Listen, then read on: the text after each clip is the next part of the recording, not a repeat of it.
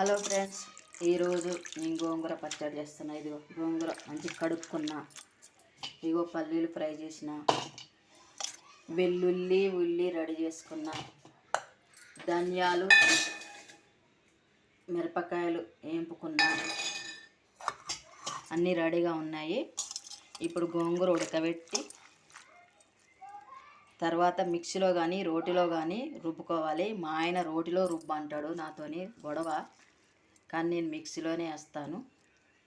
ఇవన్నీ ఫస్ట్ మిరపకాయలు, తర్వాత పల్లీలు, వాటి తర్వాత ఈ వెల్లుల్లి ఉల్లి వేసి మెత్తగా రుబ్బినాక, ఉల్లి వెల్లుల్లి కూడా మెత్తగా కావద్దు. తర్వాత గోంగూర ఉడకబెట్టిన గోంగూర వేయాలి, అది కూడా మెత్తగా ఉండొద్దు, మెత్తగా కావద్దు, టేస్ట్ పోతుంది. తర్వాత సరిపడా ఉప్పు వేసుకొని స్టవ్ వెలిగించి గిన్నె పెట్టి నూనె